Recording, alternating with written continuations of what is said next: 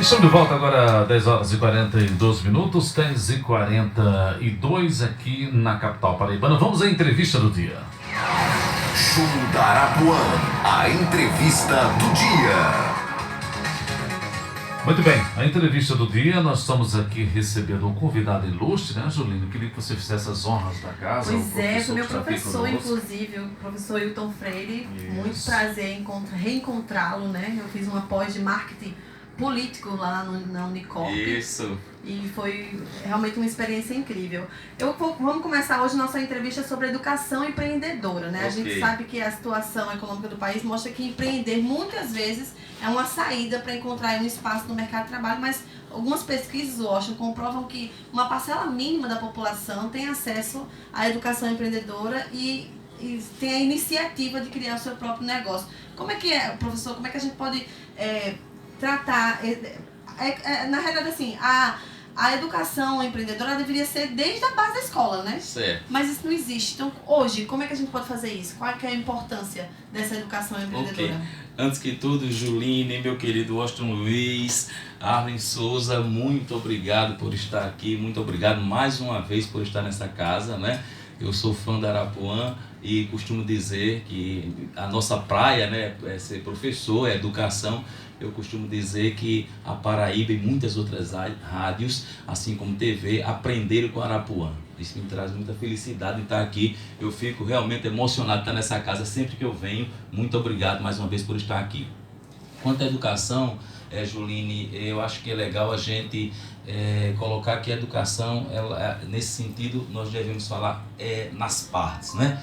E aí você já citou de cara a base, a família, né? A educação começa pela família, começa pelo envolvimento dos pais, começa pelo envolvimento da mãe, pai, mais tio, mais a escola. A educação, enquanto palavra, né, ato, efeito de educar, não pode ser a responsabilidade de um, de dois ou de três. Tem que ser a responsabilidade de todas as partes que compõem isso aí, né? Então, primeira coisa eu entendo assim. Segunda coisa, eu acho que é preciso que a gente, ao falar de educação, aí falamos de partes, enquanto educadores, enquanto instituições, a primeira coisa que a gente deve ter é medo. Medo, sim. Nós temos que ter medo de educar, porque não é um processo fácil. Não é um processo fácil, mas a gente não pode ter pânico de educar e guardar toda a nossa energia, direcionar toda a nossa energia, tudo que a gente aprendeu para que essa educação ela seja em seu produto final de qualidade. O que acontece é que na educação, assim como em outros negócios, existem muito, Washington, que a gente chama de paraquedistas, né? Pessoas que resolveram fazer da educação negócio, mas que não são educadores. E aí o que é que você encontra? Você encontra pessoas envolvidas na educação pensando muito mais nas questões econômicas do que propriamente nas questões sociais. E a educação se é que é um problema, e é no nosso país, é um problema eminentemente social, que precisa do envolvimento das empresas, precisa do envolvimento do governo, mas precisa, obviamente, que a própria sociedade dê a sua colaboração. É isso que eu entendo, Julinho. Muito bem, agora 10 horas e 45 minutos. Qual a sua avaliação do ensino público e privado hoje em João Pessoa? Olha, eu sou originário da educação pública. Eu sou um cara de família muito humilde, né? Sou um cara de família pobre, viu, Washington? Eu nasci em Itabaiana, uma cidade que você conhece aqui, 1h30, né? Isso, né? Terra de Siruca. E o meu pai morreu, eu vou responder, tá? Só quero te passar esse pedaço aí pra você. E meu pai morreu, eu tinha 7 anos de idade, e a minha mãe chegou pra mim, Juline, e falou: olha, vamos conversar, e eu preciso te dizer uma coisa. Você tem tudo pra dar errado agora. Você acredita, Washington? Tudo para dar errado. Essa fala não cabe mais hoje, provavelmente, porque hoje nós temos racismo, né? Nós temos preconceito, nós temos tudo que te leva à justiça se você falar errado, vamos dizer assim. Mas do alto da grandeza dela, de uma professora do interior, ela me disse: você tem tudo para dar errado agora. Você é preto, pobre, nordestino, e como se não bastasse, você agora é sem pai. Meu Deus. E como ela era professora, falou com muita propriedade porque disse, mas tem algo que pode fazer com que você tenha dias melhores. A educação, o conhecimento. Me ajuda a te ajudar. Agora eu vou às feiras livres, vou vender tapioca e vou vender cocada para tentar te dar educação. Me ajuda. E aí imagina, eu acho, o menino com 7 anos de idade, de que forma pode pensar em ajudar, né? Imediatamente, a história é longa, mas imediatamente o que eu pude fazer foi pegar o cinto, que era do meu pai, colocar em um tabuleiro de um lado e do outro e adentrei as feiras livres com ela. E fui vender cominho, coloral, serra de unha, maçã. Eu fui para esse universo para que ao longo do tempo eu pudesse ajudar ela e ela me ajudasse a dar educação. A vida toda estudei em escola pública, como você disse. Mas eu tinha o meu sonho, eu tinha o meu desafio. Eu queria ter dias melhores com base no que a minha mãe falou. E aí, hoje eu tenho necessidade de dizer, porque é o tema, eu fiz graduação em administração, sou bacharel em administração, eu fiz pós-graduação em gestão de pessoas, quando talvez nem precisasse fazer em função da titulação, porque quando eu fiz eu já tinha mestrado em engenharia de produção na UFPB, eu já tinha doutorado em ciências administrativas fora do país, em uma universidade que eu fui convidado a voltar lá e já sou professor do doutorado e do mestrado dessa universidade. E respondendo a sua pergunta de forma mais objetiva agora, o que eu acho da educação? Eu acho que é muito precária, mas eu acho que a gente não pode apontar. Não adianta a gente estar dizendo que o governo não faz a parte dele, que as empresas também não fazem, que é a sociedade desorganizada. Eu acho que antes que tudo, Julina, a gente tem que olhar para nós mesmos e pensar assim, que história eu tenho que construir? O que é que eu posso fazer de melhor para esse universo e o que é que eu posso deixar de melhor para os nossos filhos, para as nossas famílias? Porque enquanto a gente encontrar um culpado, Julinho, a gente acaba não fazendo. Quem encontra culpado encontra desculpas. E aí, eu, por exemplo, não tive oportunidade para dar desculpas. Eu tinha era que fazer e fazer, só isso. Não tive outra chance, não tinha outra forma. E isso eu te digo, Washington, que acontece nas empresas, acontece na sociedade, acontece na tua religião, na tua vida amorosa, acontece em todos os âmbitos da tua vida. Se você encontra uma desculpa, pronto, é provável que aquilo não aconteça. Você tem ideia, professor? A minha mente espero que um dia Deus preserve até a minha moto, mas eu lembro muito bem, o senhor vai lembrar agora. Tá. Tem um colégio em Itabaiana que eu fiz algumas matérias quando trabalhei na Rádio Cultura de Guarabira. Certo. Sabe quem eu entrevistei? E ele tinha essa sua linha de pensamento? Certo. Uma pessoa chamada Galego. Certo. Ex-prefeito. Certo, eu sei quem é, eu sei da história. Para a casa de Galego, onde ele morava, na saída de Itabaiana, que era numa casinha que parecia até uma granja, se não me falha a memória, tem um colégio muito bonito. Para chegar na casa dele, tem esse colégio. E esse colégio eu fiz algumas matérias. Sem querer te atrapalhar, mas ratificando o quanto eu conheço, o Galego era proprietário das lojas de confecção. Foi prefeito lá. Foi prefeito, irmão da Célia, que é amiga da minha mãe, Aquele rapaz eu entrevistei, por algumas vezes. Sim. Eu fiz algumas transmissões pela Rádio Cultura de Guarabira, que na época só a Rádio Cultura atingia aquela área de Itabaiana. E ele tinha essa visão da escola pública. O Galego ainda novinho, 15, 16 anos. Eu lembro dele. Já foi um bom tempo. Então Itabaiana tem uma história. Julino, pergunta pro professor. Pois é, o senhor falou aí da sua infância, né? Certo. Muito pequeno, já indo aí pra feira, tudo. Certo. E a gente ouve muito falar sobre espírito empreendedor. Certo. Mas o empreendedorismo é algo que pode ser aprendido? Pode. Na verdade, do ponto de vista cognitivo, né, do ponto de vista da teoria, tudo é aprendizado. Você não traz nenhum aprendizado enquanto nascido, né? Nasci e já trago um determinado aprendizado. Você não traz. É bem verdade que ao longo do tempo você é mais hábil ou menos hábil em algumas áreas, né? Mas o empreendedorismo deve ser aprendido mesmo. O que muitos e muitos empreendedores, né, cometem gravemente como erro, a primeira coisa muitas vezes acha que sabe e não busca parcerias. E você tem que ter parceiros. Você tem que confiar nas pessoas. Você não consegue fazer nada, absolutamente nada sozinho. Mesmo que você meta a cara e comece algo sozinho, em algum momento você vai ver que precisa de parceiros. A outra coisa é que, do ponto de vista ainda da ciência, mas de forma mais técnica, você tem que ser planejado, não é? Você tem que se planejar.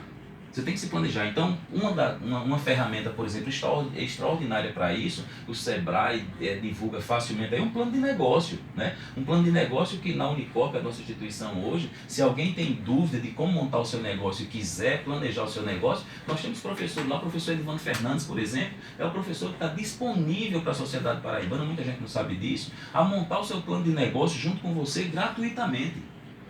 Gratuitamente. Então, pelo Sebrae? Não, por nós, a nossa instituição. A nossa instituição. Tem professor, doutor disponível. Qual a instituição que vocês poderiam relatar para a gente? Unicorp, ela nasce a partir da nossa história, né? Sim. De dificuldades e tal.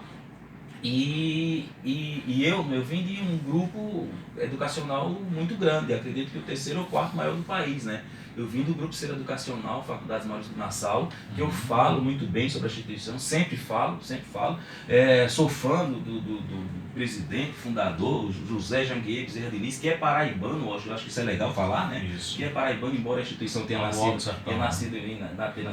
sido criada em Pernambuco, mas eu vim de uma grande instituição e lá eu aprendi muito, né? Lá eu fui treinado para dirigir uma grande instituição. Mas aí o que acontece? Eu tinha que viajar o Brasil inteiro, eu já não queria mais viajar, já tinha trabalhado o Brasil quase todo, Rio, São Paulo, Brasília, Belo Horizonte, e aí nasce a Unicorp. Eu saí daquela instituição para montar o nosso negócio.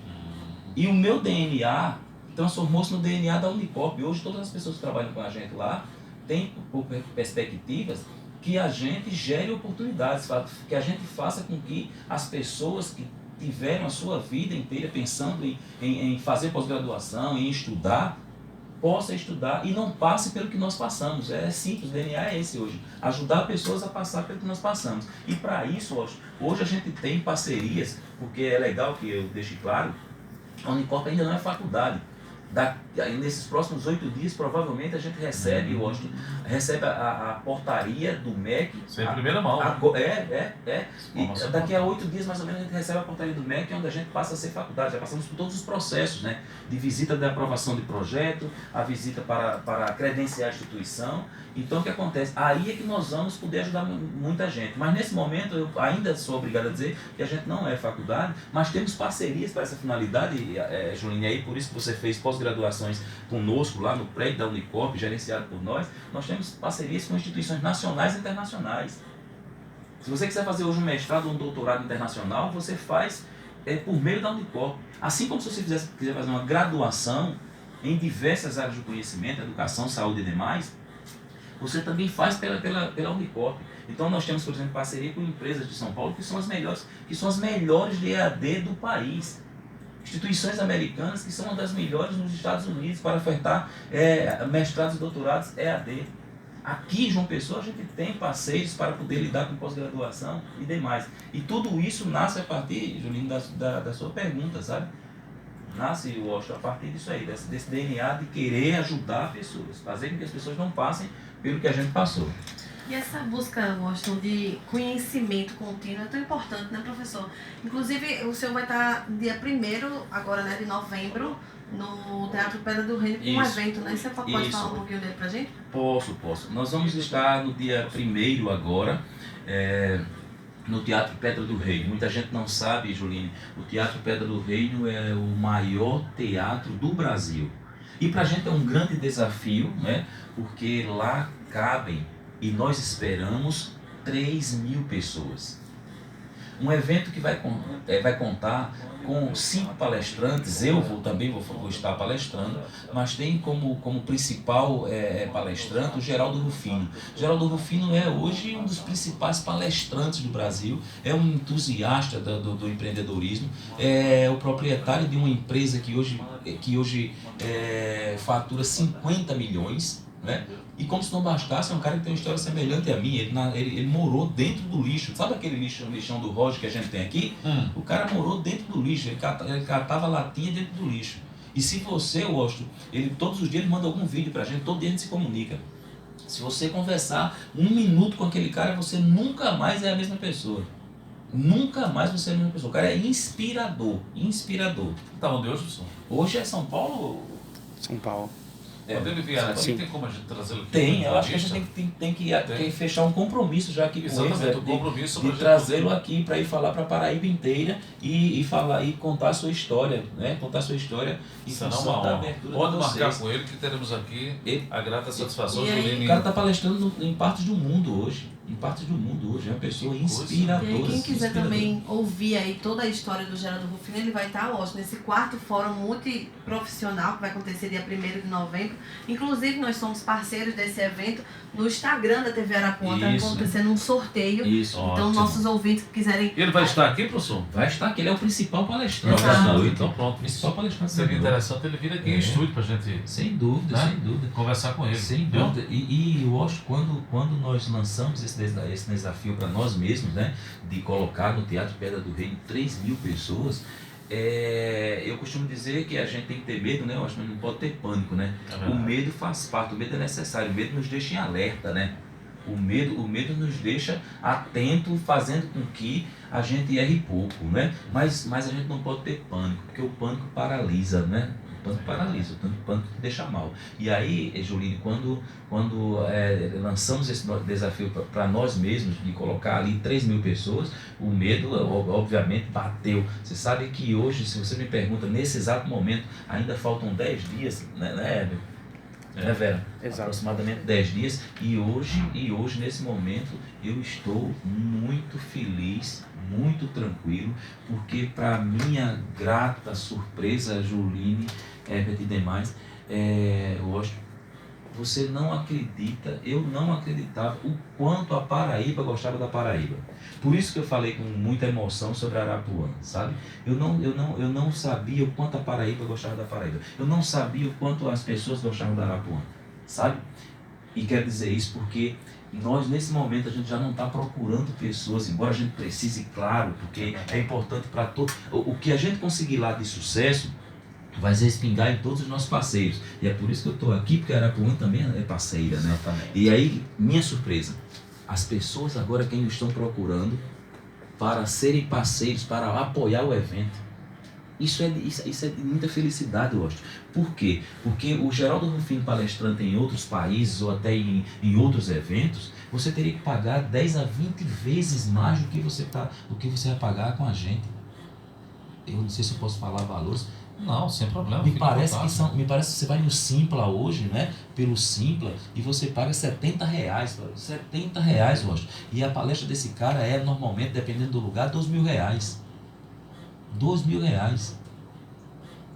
Imagina, Julinho, quanto a gente não vai ajudar pessoas além dos passando por lá. demais participantes, né? Dos demais palestrantes que vão estar lá, né? Que nós temos o Vini de Oliveira, que é professor da casa, é um cara inspirador, um cara de visão mundial, um cara que é representante da Google no Brasil, né? É paraibano, é professor lá da nossa instituição, né? Um cara inspirador que está aí em todas as televisões, está na CBN sempre e tudo mais. Nós temos o Alberto Marinho, que é um paraibano também, daquele que tem uma história de vida como a da gente, né? E que vai falar sobre vendas e de que forma você pode impactar. Fábio Bandeira. E o Fábio Bandeira, que também é professor da instituição e que é o escritor do livro, né, La Casa de Papel, né? Não do livro, mas de história de lá. Eu estou precisando. É impactante. Vamos mandar uma lista assim, é impactante. Eu acho, Washington, que você realmente deveria ir, porque eu acho que você, assim como as pessoas que vão, não serão as mesmas pessoas quando sair daquele teatro. A ideia é que a gente impacte as pessoas, sabe? Mas com histórias de vida, histórias verdadeiras, histórias de gente que faz, sabe, Washington? Eu, por exemplo, do ponto de vista da educação, eu costumo dizer que tem professores que faz com alguém que precisa fazer. Isso. Então, por exemplo, eu costumo dizer que existem professores e professores, né, Julinho? Existe o professor Washington, aquele que aprendeu apenas com a teoria, com os livros. Existe aquele professor que mal foi aos livros, que aprendeu com a prática, com o empirismo, com o dia a dia. E existe o professor que eu chamo de mercado, aquele professor que aprendeu com esses dois lados e que hoje ele vive no mercado transformando as pessoas, ajudando as pessoas, sabe? E essas pessoas que estão lá palestrando, todos eles aprenderam a fazer fazendo. É muito legal. Aprenderam a fazer fazendo. Então o que é que você vai ver lá? Você vai ver histórias. Com H, sabe, Julinho, sabe, Washington, sabe, minha querida Arley, né? Isso.